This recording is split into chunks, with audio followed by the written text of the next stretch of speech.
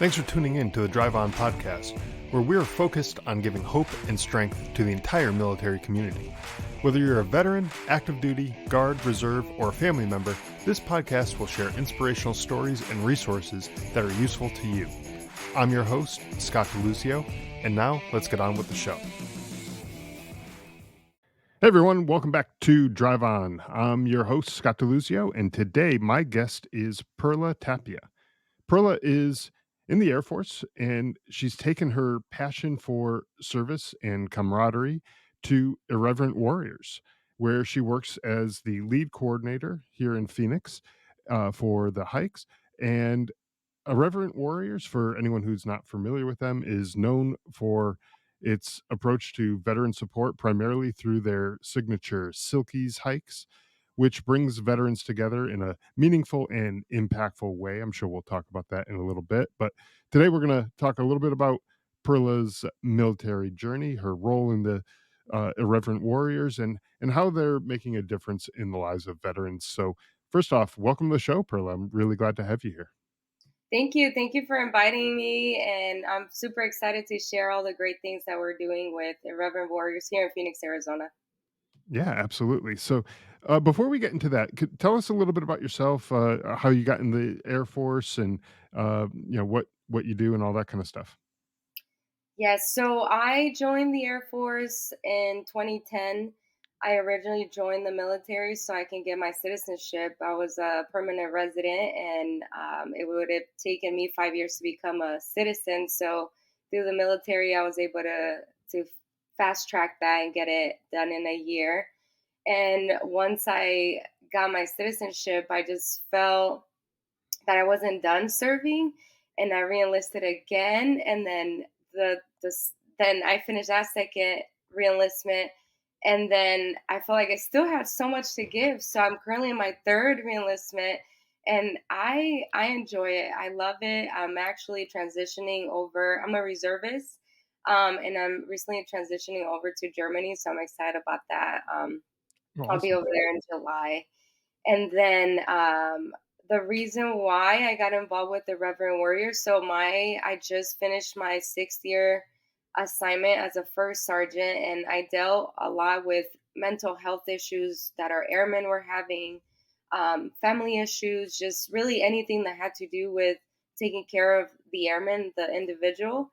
And I saw that there was a big gap. I think our veterans, our service members know everything that is out there, but there's a connection that they're missing. And I found through Irreverent Warriors that connection that's missing is the relationships, talking to people, learning about their lives, what their struggles are, and sharing what we have in common.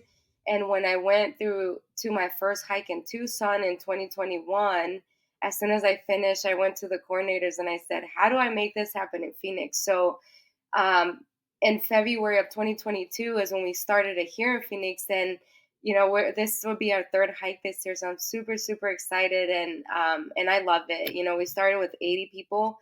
Now we have over 100, and I know this year we're gonna have a lot more than that. Oh, that's awesome. Yeah, and you're right. There is a lot of stuff going on in the military as far as resources and support that is available.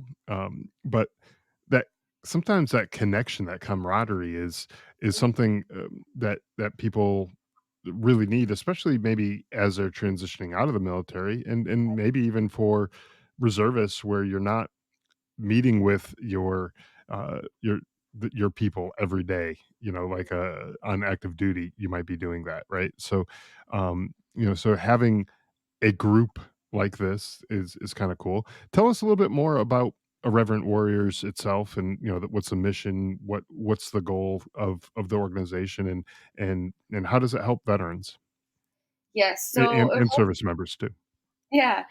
So Irreverent Warriors is only for veterans. We do have civilians that help volunteer, but the event itself, it's only for veterans. And the mission is to bring veterans together to prevent veteran suicide. And we do that through all the events that we do. I know some people do cornhole tournaments to raise funds, But the like you mentioned earlier, our main event is the annual Silkies hike, and all the Air Force airmen don't know what Silkies are. And I said, hey, I'm having a Silkies hike, and their next question is like, what are Silkies? And I'm like, well, you've seen the Marines with those short shorts. Those are the Silkies.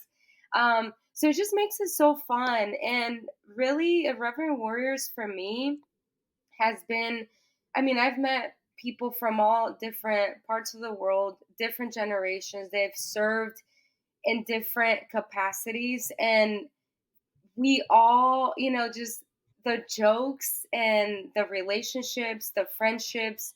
Um, we often have dinners together. We get together. I just met with the group for a farewell because we have one of our leadership members. He's active duty and he's PCSing. And, we just, I mean, someone is as young as 27 and the oldest is like 55, and we all get along and we have different things to share. And that's what Reverend Warriors brings, just different generations, veterans having a great time crying. It's normal to see people cry and you never seen this person ever and you're hugging them and crying to them and just sobbing to get all that stuff that we've been keeping inside. And I'm a very happy person, but sometimes, dealing with suicide attempts and all these other crazy things, my own family issues, it's heavy at times, and my family wouldn't quite understand what I'm dealing with in the military. So I found that my friends and the friendships that I built through Reverend Words has helped me just kind of get that out of my system. Yeah, and having a group of people like that, like-minded individuals, they've kinda walked the same path that you have and gone through maybe some similar experiences. It it's helpful knowing that those people are there, that they are available to laugh with, to cry with, to just hang out with and be around versus what a lot of times folks are doing is they're just isolating and staying away from anybody. And then they start telling themselves that, oh, I'm the only one like this. I'm the only one going through this and all that type of stuff. And then it kind of spirals and that's when mental health problems start getting worse.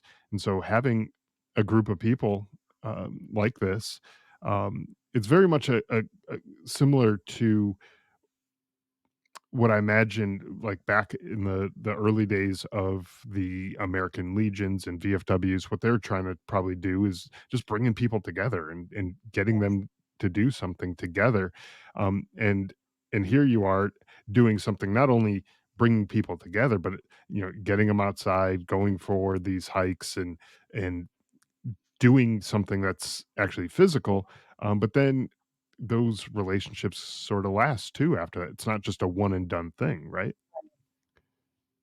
Yeah, Yeah. and I would also share when we talk about our mission in the community and we talk to businesses, and I only have to say it once to some organizations, some businesses, and they're like, what can I do to help? And then you have some other businesses that, won't return an email, won't return a call, even though our mission is to prevent veteran suicide, which kind of makes me a little sad. But, I look at everyone else that's coming together. Everything that we do is almost free, the food, the drinks, the all the donations that we get. We have business owners that say, "What can I do to help?" And that just makes me, like the emails and the thank yous that I get at the end of the events. I mean, it says you saved my life, and that to me, if I save one person's life, then we accomplish our mission through Irreverent Warriors. So that's why we continue Absolutely. the hard work, and everything that we do is through volunteers. Nobody's getting paid for this. Yeah, and what you just said there, I think, is spot on when you're talking about just saving even one person's life. It's all to me, it's all worth it. And that's sort of the mentality that I had when I first started this podcast. Was I started it because I realized just how big of an issue we were having in the military and the veteran community with uh, with these suicides where, it's whatever the numbers are, they fluctuate, but the 22 a day that they, commonly throw around, um, I I thought to myself, like, how do I reach all these people and help even just one of them? And then if I can help that one, maybe there's another one, and then maybe there's another one after that, and then you know we can snowball this and get it into something bigger. And so my hope is that it's more than one person that's helping, but it my actual hope is I would love to never have to do this show. Because I would love to have a world where we don't have any veteran suicides or any of these issues, and we figure it out somehow, and we get it under control so that we don't need this kind of stuff.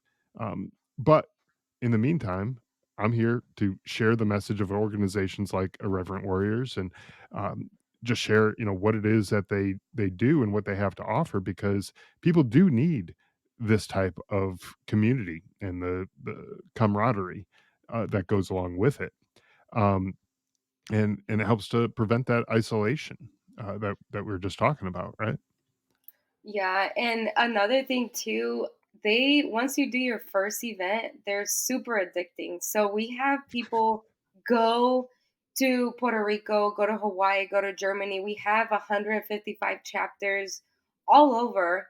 And I'm actually going to San Diego next. I mean, you Google or search irreverentwarriors.com and there you're gonna find the whole map is full of red dots of all the hikes and events that we have. So it's very beautiful to see how much is growing. This organization started in 2015 in San Diego, California.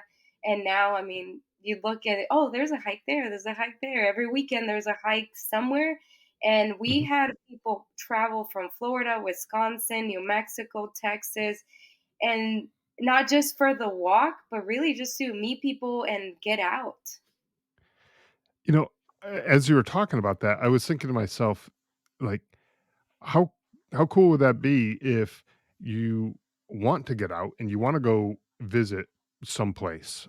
Just pick a place, around the country, around the world. You said there's some in, Europe as well, and other places, I'm sure. But um, there's a place that you want to go visit, but maybe you're that type of person who's just not ready to get out in the general public or whatever you prefer being around other service members or veterans and folks like that.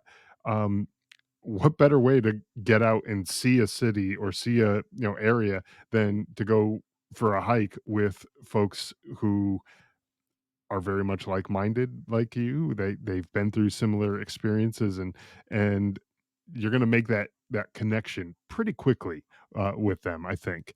A lot of times, when I'm doing this show, the folks that I have as guests, yourself included, I've had maybe limited interaction, sometimes no interaction with them, personally before, uh, getting on the show. But by the end of the half hour, 45 minutes, hour, whatever it is that we spend talking, it is almost like we've known each other for a few years. Like we kind of just connect. It's a strange thing in the military and the veteran community where you're able to do that through those shared connections that you have through the service that you had.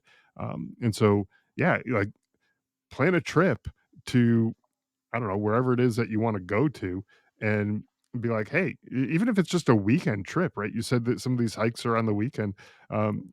Go do it and meet up with a bunch of veterans, and, they'll show you around the city as you're walking around, and then maybe you can, meet up for dinner or something with them, some other time, and, um, then head home. It's I think it's kind of a cool way to check out a place, right? Yeah, I mean, there's just so many things that come out of it. I've heard people that they met through the Silkies hike and then they got a job, they got hired somewhere. Mm. Or I've heard stories where they find that they deployed together but didn't know each other and they kind of share that story. So it's just, and when you see them going to each other's weddings or this is my best friend, and when I know I've seen pictures at the Vegas hike and they're pretending to get married at the chapel to be funny because the whole point of this is to make people laugh. Yeah. So it's just It's an awesome experience. It's kinda hard to explain it in words, but, I know at my hike, I do tell people, "Take your headphones out, and you're gonna meet somebody today. Like, today, you're gonna find your best friend." And doesn't matter if it's a guy or a girl. I mean, you're just like, "Wow, like, I found a friend, and I can call that person when I'm struggling, when that time comes that I need to just get that nastiness out of my body." And then you're like, Mhm. you know what? That's my friend, and that person has my back, and everybody has my number. They can reach out to me anytime. So we always have each other's back, and that's what we do. Before the show, I asked you and I asked all the guests like if they have any photos or anything that I can use in the video version of this episode. And one of the photos that you sent had a bunch of uh, folks in kind of just posing for a picture. But I kind of scrolled in. I wanted to just I like to read the people's shirts and just see what they say because sometimes they're funny and everything. But there's this one lady in the center of the photo. Her shirt says "free hugs." And, so you were talking before about how, sometimes people are laughing, they're crying or whatever, and it's like, if you're having that emotional response and you see somebody wearing a shirt that says "free hugs," like, go get yourself a hug and kinda have that connection and form that bond, and obviously, that person is looking to, connect with people, even if it's just literally for a hug. There's some sort of connection that's gonna take place there, so, um, but other things too, like you said, folks are finding jobs, they're finding, you know, new friends and things like that. And so, honestly, guys, for if you're listening to this and you're like, I'm just struggling. I'm sitting here by myself. I don't know what to do. I can't get out anywhere. Go for a freaking hike. You've done it before. If you've been in the military for any length of time, you've gone on some sort of hike, and this is not. I gotta imagine. I haven't personally been to one of the hikes, but I gotta imagine it's not one of these death marches that you do in in training. No, and just so it is called a Silkies hike, but it's a very slow paced walk. We have people that are missing a leg. We have people that are on wheelchairs, and we stay together, and we Yeah. go. The walk itself, it could be from 5 to 7 miles. Here in Phoenix, it'll be around 6 normally, but it's not an athletic event at all. It's just more like, hey, you can have a conversation, and then we stop every mile, and you take a break, and then we go to the next stop. And I really encourage everyone to come out and try it at least once, and I promise you, you're gonna love it. That's awesome. Yeah. For the for the hikes, you mentioned there's people with disabilities, people in wheelchairs, people with missing limbs and things along those lines, and they're able to complete uh, Mhm. these hikes as well, right? Yes, they can. And if you get to the point where you're just, you've been out of the military for 15, 20 years, and you're like, I'm out of shape, I'm tired, I don't want to do this.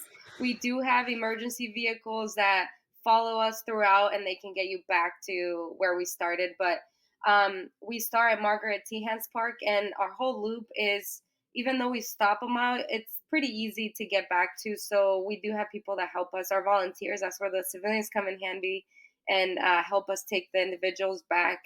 And this is our third year, and I haven't seen anybody not finish.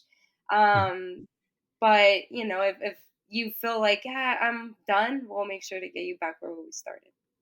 That's awesome. Yeah, it's good to know that there's that peace of mind knowing that there's somebody trailing, in a vehicle who can pick you up and take you back if need be. But um, you know, when a lot of times when you're doing these hikes, I'm just thinking back to my time in the army, and you're doing, the military version of these hikes, right? When you got the rucksack on that's loaded with 50 pounds of crap, and you're you're walking through the woods and everything, and you got to be quiet.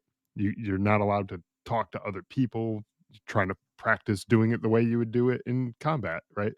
Um, and that that sucks because you're just in your own head and it's like, man, every little ache and pain and everything really starts to get to you.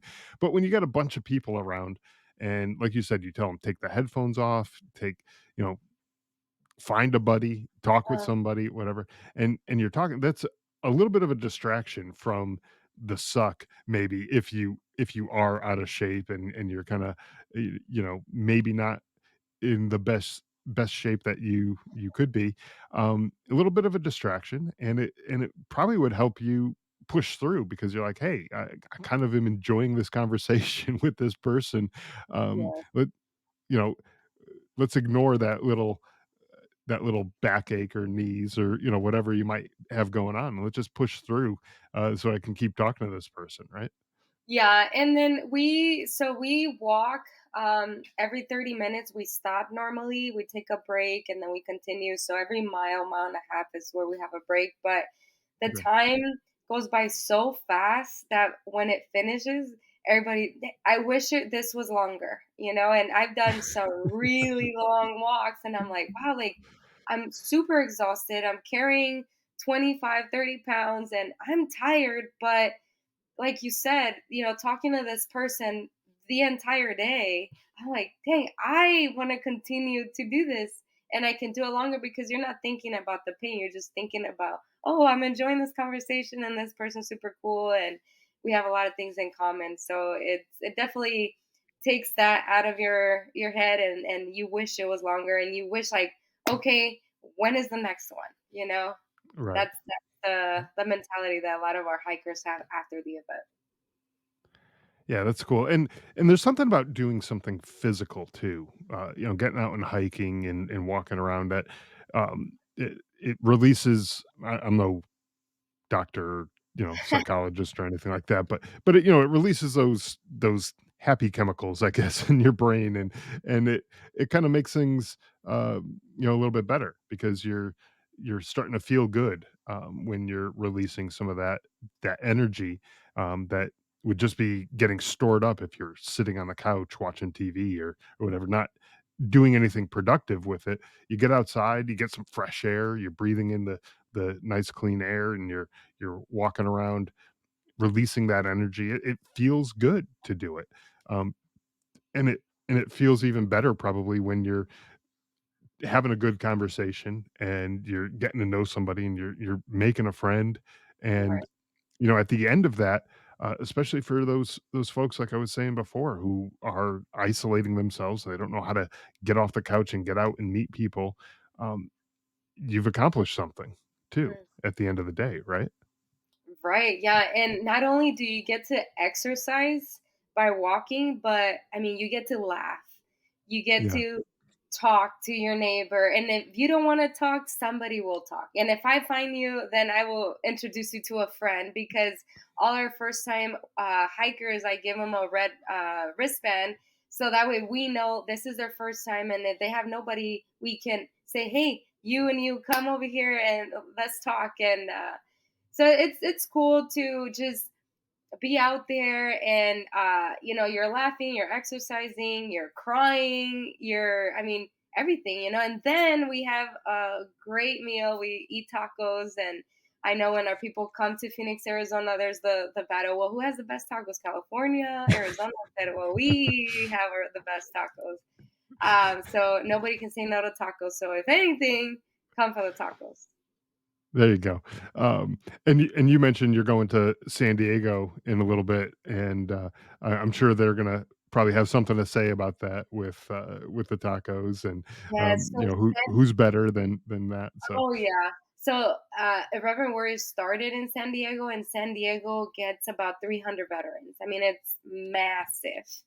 that's cool. Um, and that when I go over there, I'm like, there's just so many people. The lines are so long, but it's just so beautiful to see people laughing and having a great time and just connecting, and Hmm. it's we just continue to grow and imagine 300 times 155, whatever that number is. It's just that many more veterans being helped. Yeah, absolutely. You know, this is a little bit. off of the Irreverent Warriors and what you guys are doing, but I remember a few years ago, so I had a business and I was working from home. I was working for myself. I didn't have employees, so it was just me and my customers, and I was working with them. A lot of it like virtual, kind of like what we're doing now, Zoom type calls and that type of stuff. So I had very limited interactions with other people in my day to day job, and it was getting to the point where it was like, my God, I'm just like sitting here in this prison almost, it was tough. And I finally found a conference that was related to the industry I was in, and I went to it, and I didn't know anybody there, so I kind of felt like, "Gee, how do I meet people? How do I start talking and interacting with these people?" It was like the first day of school at a new school when you're a kid, and it's like, ugh, I just felt like awkward and everything. And there's this one guy came up to me, introduced himself, and I told him a little bit about myself, and he's like, "Oh, well, you should meet this person, and you should meet that person. These people would be great people to talk to." And then I started to talk to those people, and they were like, "Oh yeah, and you should get to know this person and that person." And I guess my point with all of this is that you might feel awkward at first when you first walk up to a group of strangers, 100 people, 100 plus people who you don't know. Um, you might feel a little awkward, a little strange, but just go up and talk to somebody and find somebody who you can chat with, and maybe you don't click with that person right away. Okay, cool, find somebody else. There's a hundred options at this thing, right? Like, there's people there you can find. If you can't find someone to talk to there, I'm not sure what to tell you, but like, there's Find plenty me, of options, find me right? some. Yeah, find Perla. She will definitely be someone who you can talk to. So um just go find somebody, right? And just get out there. Get off your butt and go out and do something. And I think that's what I learned through going to this conference. It was tough for me. I'm a super big introvert. Like, I'm not real outgoing and everything like that. But I realized afterwards I kind of needed it. I needed that kick in the butt to get myself out there, and maybe that's what other folks need too. Yeah. Yeah, for sure. It's we want to bring as many people as we can, and the community in Phoenix, Arizona, and the state is very supportive.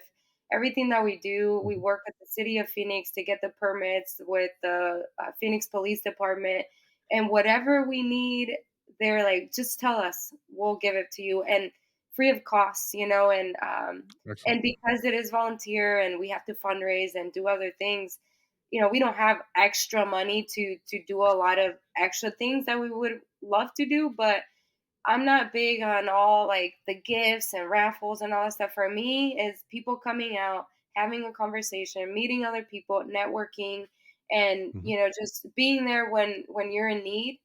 That's what's important to me. So I'm very grateful for everyone. For you, talking to you. I know we we met at a VSO social that they had, and that's what we do.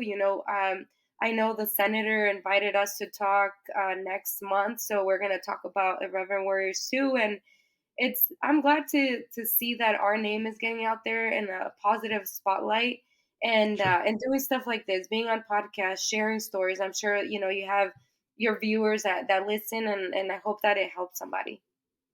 Absolutely. For the listeners who are in the Phoenix area, when is your next hike coming up?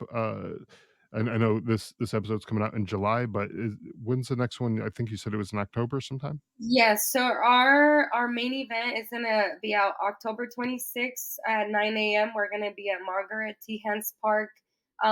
They can follow the website. They can register through there because I know some people don't have social media. But we post all of our events through the irreverentwarriors.com website, and then we have it on social media as well. But October 26th, be ready to have fun. So we're that's what we're looking forward Excellent. to. Yeah, and I'll have a link to the Irreverent Warriors, the main website where they can check that out, and sign up for the hike there. I'll also have the social media so they can, if they're on social media, that you can check it out there. I'll have that um in the show notes, but I'll also put the Phoenix area stuff in there as well, so that folks can who are in the Phoenix area who want to check that out, they can do that. But Irreverent Warriors is not local to Phoenix. Like you said, it started in San Diego. They're all over the place. So if you're listening to this and you're not in the Phoenix area, don't worry about it. There are probably going to be a hike somewhere around you at some point. I don't know exactly when. I don't have the schedule off the top of my head, but irreverentwarriors.com does have the schedule there. So check that out, and check it out for places in your area or in places that you may want to travel to and go check people out and check out the community over in whatever area that you happen to be in. So so all those links will be there for you in the show notes.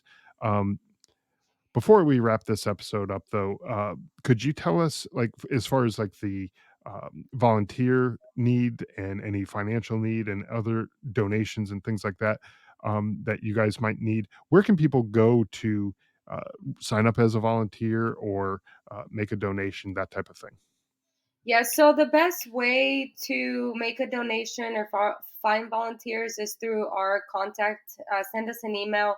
I know that you can make donations through irreverentwarriors.com, but you have to specify which hike you want it to go to because that Sure. it goes to all of them. So if you want to make a donation, especially for us, we'll be very grateful. And we use everything, 100% of the funds that we use, we give it back to the veterans, whatever it is, that whether it could be food, the snacks. My dream is to get t-shirts one day so they don't have to pay for them. And then we get swag. So a lot of our events, people love hike tags. So they say it's a tag and it tells you I've been to Phoenix, I've been to Tucson, I've been to. So this would be the first year that we're going to be getting the hike tags. I'm not a big fan of them because they're not very pretty, but we're going to make it pretty for us here. So the funds that I do want to raise is to buy swag to give to people. We have an awesome patch that we give for free if you attend our hike. Eventually we like to get coins and all the cool military swag that we're used Sure. to. Um, so you can go to reverendwarriors.com to make a donation. And for volunteers, you can sign up. Once you sign up to register, it gives you an option to be a volunteer. And volunteers really help us with check in, check out. So not our veterans are not involved in the actual setup and tear down and everything. So they help Cool. us with the emergency vehicles. They help us give drinks and snacks and just really be there throughout the walk to help us, not in the actual element that we're walking, but on the outside, kind of just like, hey, does anybody need a band-aid? Having trash bags because we do want to respect the city. We haven't had any issues, knock on wood, but we want to make sure that we keep that relationship with all of our businesses, everybody that's supportive, and we're very very grateful with everything that we're doing here in Phoenix, Arizona. Excellent. Excellent. So again, those links will be in the show notes for anyone who wants to volunteer, make a donation, or sign up for a hike. Go to irreverentwarriors.com. Again, that link will be in the show notes as well. Before we wrap this episode up, I know one of the big things about uh, Irreverent Warriors is getting people together, getting them to laugh. And I always like to end each episode with a little bit of humor. And especially whenever I have another veteran or a service member on the show, I like to do a segment that I call "Is It Service Connected?"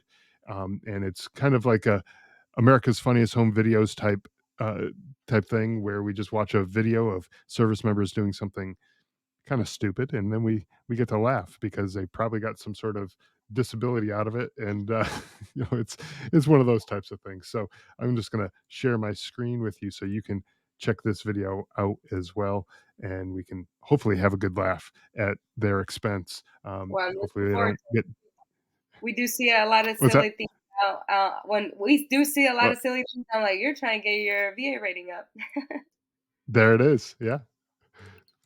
So Right now, for the audio only listeners, I'll try to describe it as best as I can. However, your best bet is probably to go to YouTube or Twitter to check this video out for yourself. Right now, can't really tell too much. Got the back of a vehicle, looks like it's open stairs. Got a soldier kind of crouched down. It looks like I video's not can the tell best they're quality, but army. let's. I can tell they're army Yeah, it already. looks army. Yeah, it looks army. And it's probably gonna be something stupid too, being Army, I can say that. So let's see what they got going on.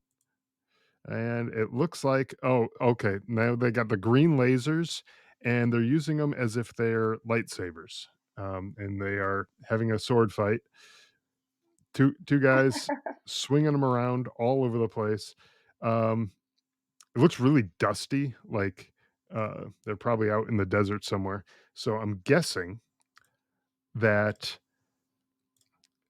those lasers are probably the more, uh, high intensity, high powered, lasers. That probably could burn someone's eye out. So there Really, yeah, definitely could have been a service connected injury in there I think somewhere. so too. I mean, the movement that they were doing, I mean, you when you hit I know for me, I'm 35, and now I just wake up and something hurts, something aches, one wrong twist, and they were moving pretty quick. So I'm like, I know they got some wrist and back and lower back with all those moves that they were doing. Yeah, they were definitely younger than me, probably definitely younger than you as well. So they probably have a little more flexibility, but when they get to our age, they will feel the pain of whatever it was that they were doing in that video. Hopefully, they'll still be able to see because their eyes haven't gotten burned out, but um, we'll see. Oh, We'll see. Time will tell. But like I always say with these videos, at least I got it on video. So if they ever do have a right? service connected injury, they have some proof of just how stupid they were. And I don't know if that works in their favor or not, but we'll see. So, anyways, thank you again for taking the time to join us and sharing everything that Irreverent Warriors has to offer, and just sharing how great these hikes are, and the community and the camaraderie that gets built around these events. So thank you. Thank you. Thank you for inviting us. And, I'm very grateful to be here and share what we do. And I really hope to see you, Scott, October 26th, and the rest of the viewers to come out and say hi and, tell us what you think. And we welcome feedback. There's always room for improvement.